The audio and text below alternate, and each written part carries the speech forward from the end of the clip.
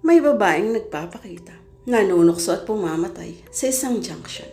Nangyayari lamang ito kada ikapitong taong anibersaryo ng kamatayan ng kanyang pinakahuling biktima.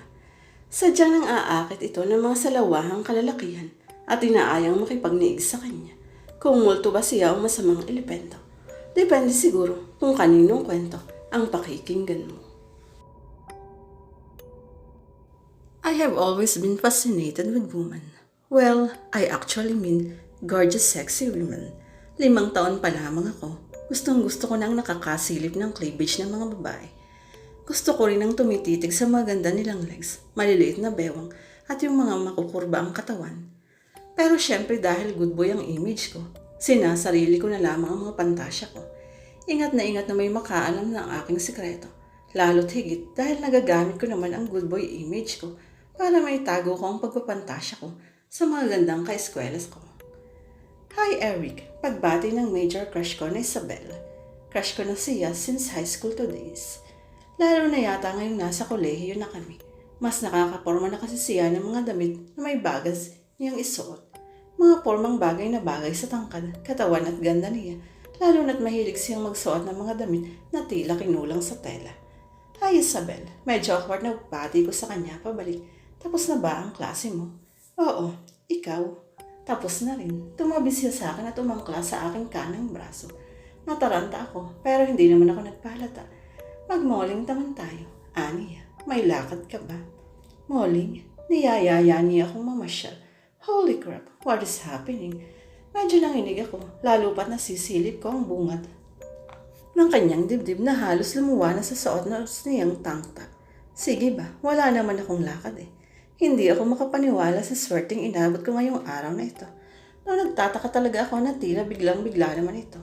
Usually naman hindi niya ako pinapansin, lalo na kapag kasama niya ang mga varsity boyfriend niya at ang kanyang popular circle of friends. Pero hindi ba magagalit ang boyfriend mo? Tanong ko, break na kami. Ganun ba? O di sige tayo na. Eric, medyo hinaplos-haplos na yung aking braso. Okay lang ba na ilibre mo ako sa movie? Gusto ko rin manood ng sine eh. Lumabas din ng totoo. Gusto lamang pala niyang magpalibre. Bagay na hindi ko na ikinasurpresa. Ganon na kasi siya, simula pa noong una. Mahilig siyang manguto ng tao para makuha ang kahit anong gusto niya. Wala siyang sinasanto. Mapakaibigan man, manliligaw, kaklase, boyfriend, teacher o kahit nga yata ang sarili niyang kapatid, inuuto niya. Binobola-bola, pinaiikot-ikot, nilalambing at ginagamitan ng charms para mas madali niyang mahinga ng favor ang mga ito. Crush ko siya, pero medyo miss lang talaga ako sa kanya. Lalong-lalo na't binabati lamang niya ako kapag may favor siyang hihingin sa akin. Walang problema, sagot ko sa kanya. Sagot ko na rin ang dinner natin if you'd like. That was actually secretly sarcastic. Talaga, tayo pinapik pa niya ang aking dibdib. Mabuti ka pa. Yung ex ko kasi, saksakan ng kuripot, na hindi man lamang niya ako may libre sa panonood ng sine. Parating sa fast food lang niya ako dinadala. Sana naman hindi mo ako sa fast food dalhin. Hayun, halatang halata ako na ang pagiging opportunista nito. Yun bang pasimpleng pagdidemand ng preferences niya para siguro hindi masyadong halata na may kakapalan ng mukha niya.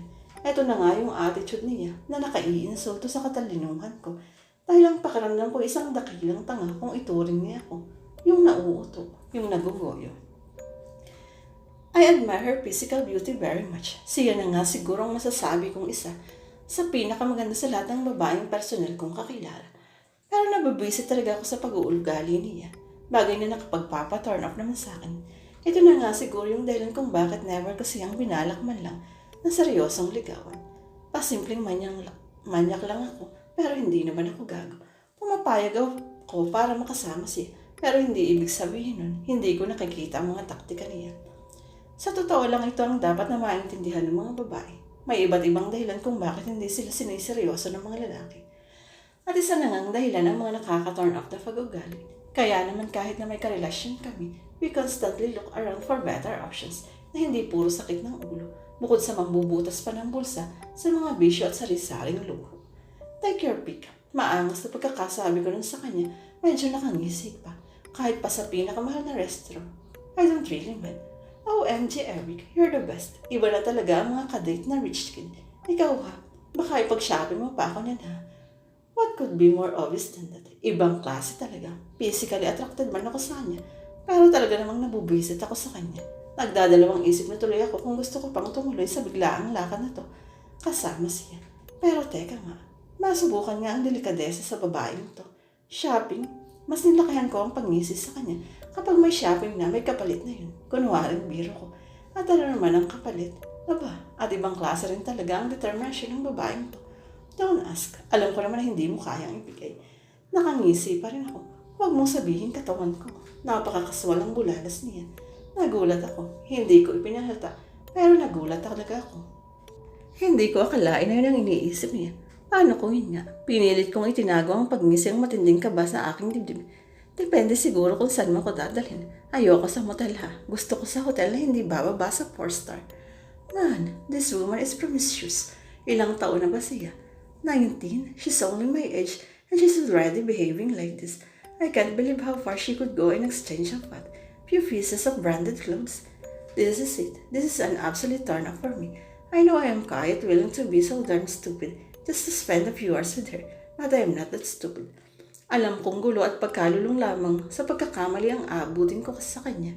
Kaya ngayon palang habang maaga pa, kailangan gumawa na ako ng paraan para makawala sa nakaambang na bitag niya. Shit, paano ba ako aatras sa pinasukan kong ito? Lumingaling ako sa paligid, pasekretong nagdarasal na sana yung may dumaan na kakilala, o di kaya na may tumawag sa aking cellphone, o di kaya na may isang hulog ng langit na magliligtas sa aking sitwasyon. Dasal ako ng dasal habang papunta na kami sa University Car Park kung saan nakaparada ang kotse ko. Tumitingin-tingin ako sa paligid sa pag-asang may magliligtas sa akin sa kapahamakang pinasa ko. Eric, tinig yun ng isang lalaki sa bandang likuran namin. Nadinig ko yung mga 3 hakbang na lamang layo ko sa kotse ko. Lumingon ako. Yes, si Daddy. Patakbo pa itong lumalapit sa kinatatayo namin ni Isabel. Mabuti inabot pa kita. Humihingal na sabi niya nang makarating na siya sa harapan ko. O Dad, pasimpleng sumulyap-sulyap ako kay Isabel na ngayon mukhang nakasimangot na. Ano pong ginagawa niyo rito? On vacay pa rin ako from work, pero nagpa-drop off ako rito sa mami mo kanina. Nagkaroon daw kasi ng konting aberyang network at security cams dun sa university hospital building. May mga tauhan akong ipinadala para ayusin. Nag-routine checks lang ako para personal makita kung ano ang naging problema. Oo nga pala, yun ang negosyo ng daddy ko at isa ang aming university sa pinakamalalaki niyang kliyente. May pupuntahan ka ba? Nakangising na papasulyap sa aking kasama. Makikisabay sana ako sa iyo pa uwi, pero kung may hindi, sige Dad. Priority kita syempre. Yaks, baka sabihin ni Daddy lang weird ako. Pwede naman namin ipagpaliban ni Isabel ang lakad namin. Sana mailusot ko to. Naalala ko kasi kailangan ko na rin umuwi. May ipinapagawa nga pala sa akin si Ate Lindsay. Pero wala naman ang ate mo sa mukhang nakita na niya sa wakas na agad na pag-ngibit ko sa sagot niya. Medyo minuso ko na rin kasi si Isabel na nasa kanyang bandang likod. Ay, wala ang ate mo sa bahay. Siya tinulit pa talaga niya. Nainis ako. Kaya naman kagadlabing sinimungutan ko na si Dad para maipakita ko sa kanyang aking pagkadismaya. Pero kasi, pahabol niya. Kanina ka pa hinihintay ng girlfriend mo sa bahay. Balikang sumulyap-silyap siya kay Isabel at sa akin. Girlfriend? Bulalas ni Isabel sa akin. May girlfriend ka na? Nilingon ko siya. Kakamot-kamot ako. Oo pasensya na Isabel. Ay naku. Inis na tinanggal niya ang pagkakaangkla niya sa braso ko. Pare-pareho talaga kayong mga lalaki. Two-timer. Pinangigilan ito ang hawak niyang bag. Opportunista, manggagamit, babaero. Aba teka, hindi ba't siya naman tong lumapit at nagyaya sa akin? At saka wala naman kaming relasyon na, ni hindi ko nga siya niligawan. Umiikot man ang ulo ko sa kanyang naging attitude. Ay palihim naman akong natutuwa. Mabuti naman at naging lifesaver ko si Daddy. Akala ko talaga ilalaglag niya ako. Sino bang babaeng yun? Tanong ni Daddy habang nagmamaneho na ako papauwi sa bahay namin. Nakaupo siya sa front passenger seat. Kaklase ko po nung high school. Kaklase lang. Nakangisi ito. Opo, kaklase lang. Bakit gano'n ang kinilos nung kung kaklase lang?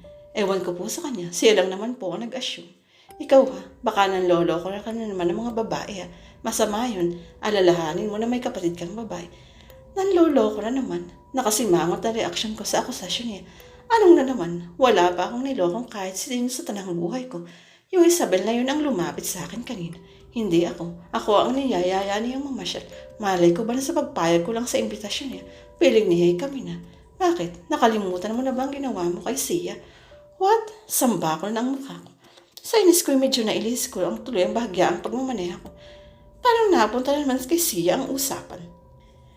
Hanggang ngayon iniiyakan ka pa raw ng batang yun eh. Mabuti na lamang at hindi pa naaapektuhan ng nangyari sa inyo ang pagkakaibigan namin ng Tito Betch mo. Pero malay ko ba kung nang dahil doon ay unti-unti na palang nagkakalamat ang sama namin. Jeez that, hanggang ngayon ba naman ay issue pa rin niya yun? It's been like what, 3 years na? 3 years, 4 years, kahit isang dekada pa. Time doesn't change the fact that you broke that girl's heart. Dad, bisit na bulalas ko. Can you hear yourself? Mga uhugin pa kami ng mga nangyari yun. Hanggang ngayon ba hindi pa rin nakaka-move on? Come on. Hey, will you stop that rotten attitude?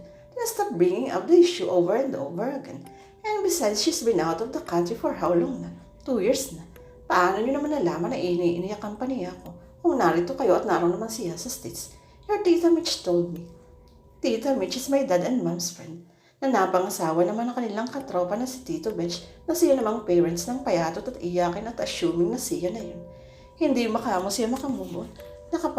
Simangot na sabi ko kay daddy habang pumapasok na kami sa garahe. Well, kasalanan na niya yun. Ang hirap sa kanya, ang bata pa yun. Masyado na siyang assuming. Hindi ko naman siya niligawan Hindi nga, pero pinapaniwala mo naman na gusto mo rin siya. Kalmado pero nakakaasar na sagot ng daddy. Tulad na lang siguro ng ginawa mo sa babaeng kasama mo kanina. What? Bulalas ko matapos kong patayin ang makina ng sasakyan. Dad, I'm your son. You should know me better. Pero bakit lumalabas ngayon na ako ang bad guy sa mga babaeng to? Medyo hinataw ko ang dashboard ng kotse. And how dare you judge me like that? Binuksan ko na ang pinto ng kotse at padabog na lumas. Son, kalmadong pagtawag sa akin ni daddy bago ako nakapasok sa aming pintuan. Nilingon ko siya. Nasa labas na siya ng sasakyan. Nakahalukit ko at nakasandal pa siya. I apologize if I hurt your feeling, okay? That wasn't my intention. Humarap na ako sa kanya at namusta. What is your intention yun? I just want you to learn how to value every person who cares for you. And where do you intend to take this conversation? She is back in the country. Fuck, she is now. So, I want you to be nice to her. Napamura ko ng pasikreto. Para mag-assume na naman siya na gusto ko siya. Is that what you're trying to ask me? No, that's not what I mean. Then what do you mean? Ayoko lang na magkalamat ang pagkakaibigan namin ng Tito Bench at Tita Mitch mo nang dahil lamang sa hindi kayo okay ni Sia. When you see her this coming weekend